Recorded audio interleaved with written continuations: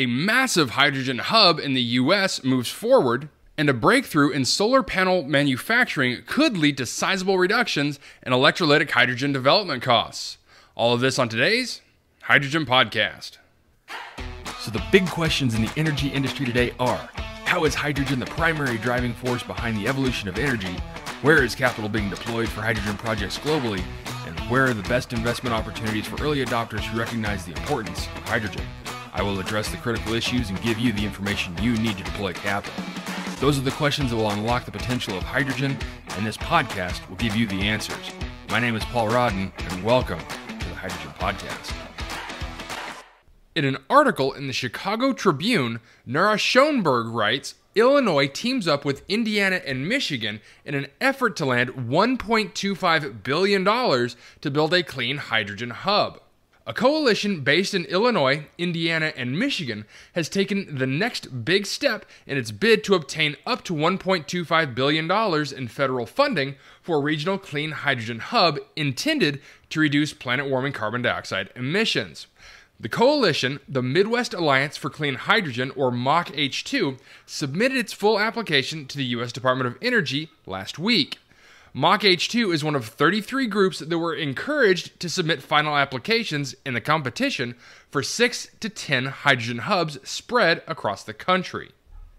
In a quote from Colleen Wright, Vice President of Corporate Strategy at the energy company Constellation, which is a MachH2 member, hydrogen can help us decarbonize sectors that are really hard to decarbonize.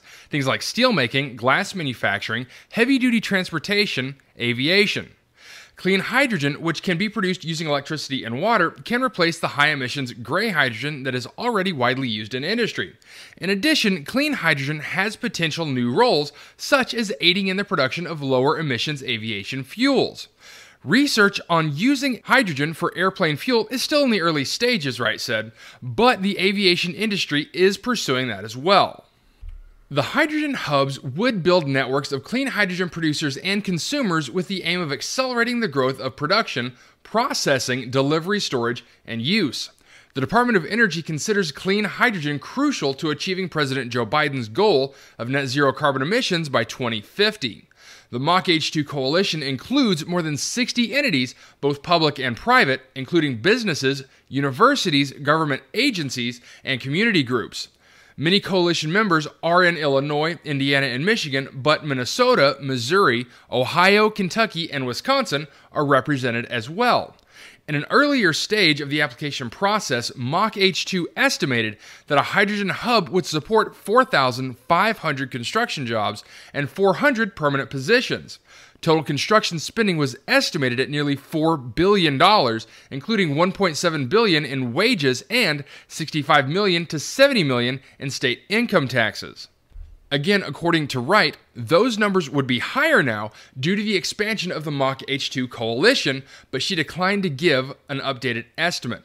Today, 95% of hydrogen used in the United States is made using hydrocarbons in energy-intensive processes that emit high levels of carbon dioxide. But electricity can be used to separate water into hydrogen and oxygen molecules in a process that does not produce carbon emissions.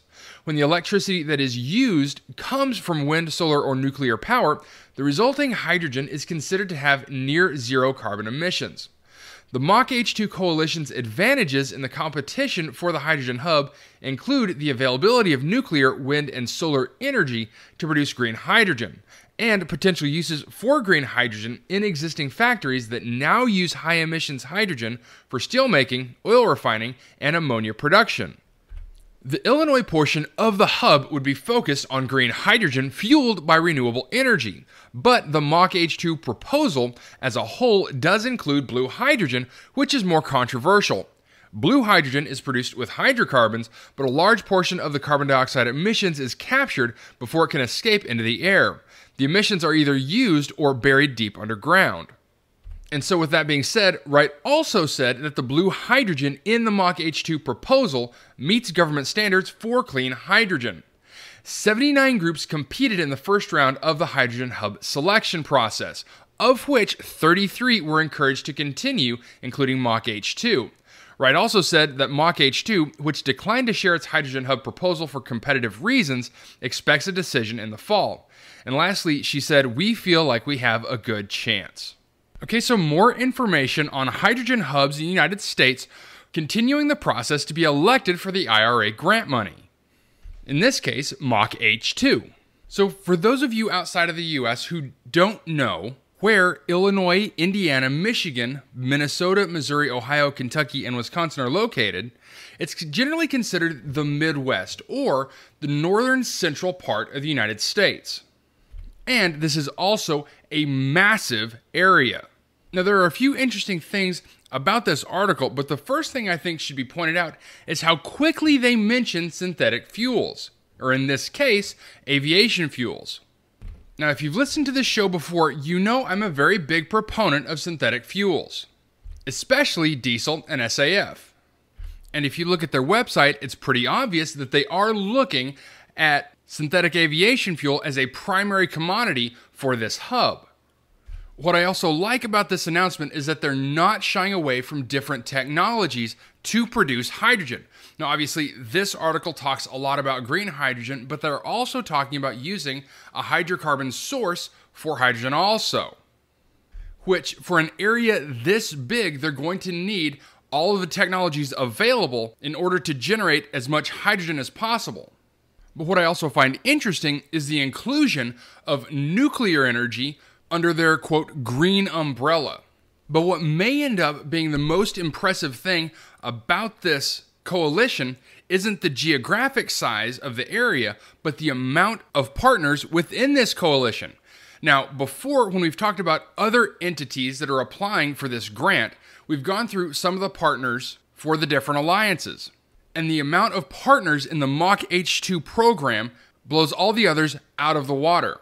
Those partners include Air Liquide, Ameren Illinois, which is a gas utility server, ArcelorMittal, which is the world's leading steel and mining company, Biotech, which specializes on producing small-scale hydrogen projects as well as transportation, Bloom Energy, ExxonMobil, GTI Energy, which is the leading research and training organization that knows everything there is to know about hydrogen, Nikola Motors, Plug Power, and literally dozens of others in both the private and public sector. And so with all of these heavy hitters on board, when Wright says that she believes that they have a good shot of getting this funding, I have to agree with her. And lastly, in a press release from Sun Hydrogen achieves a key photovoltage milestone in its path to delivering the market's most affordable green hydrogen solution. Sun Hydrogen Inc., the developer of a breakthrough technology to produce renewable hydrogen using sunlight and water, today, April 18th, announced it has achieved a key photovoltage milestone that it believes will position the company's technology as one of the most cost-effective green hydrogen production methods available. The Sun Hydrogen panel is currently the only self-contained, nanoparticle-based hydrogen generation device of its kind that utilizes the sun's energy to split water molecules into high-purity green hydrogen and oxygen. Since the unveiling of Sun Hydrogen's largest prototype model to date, the company continues to make significant strides in the development of its nanoparticle-based semiconductor units.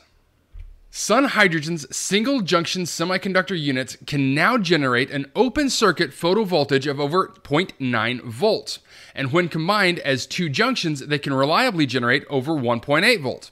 Additionally, with a single junction, they have attained photocurrent densities as high as 13.2 milliamps per square centimeter per substrate. The above results have been achieved at a scale of 25 square centimeters per substrate, at the same scale as the substrates used in the company's most recent 1.5 square foot prototype panel. Now, achieving photovoltages over 1.5 volts using inexpensive semiconductors is a feat that has long eluded the industry. While commercially available high-voltage tandem solar cells are expensive and require high solar concentration systems, Sun Hydrogen's approach uses only inexpensive semiconducting material and does not require high solar concentrations, substantially reducing manufacturing and operational complexity and cost. Okay, so another new piece of great technology being developed for the hydrogen industry. And the fact that they were able to get such high voltages while keeping the material costs low is a true milestone. And from what I'm reading here, it sounds like this technology can really be able to scale quickly. And so a big congratulations from us at the Hydrogen Podcast to Sun Hydrogen on this major breakthrough. All right, that's it for me, everyone. If you have a second, I would really appreciate it if you could leave a good review on whatever platform it is that you listen to. Apple Podcasts, Spotify, Google, YouTube, whatever it is. That would be a tremendous help to the show. And as always, if you ever have any feedback, you're welcome to email me directly at info@thehydrogenpodcast.com. And as always, take care, stay safe, I'll talk to you later. Hey, this is Paul. I hope you liked this podcast.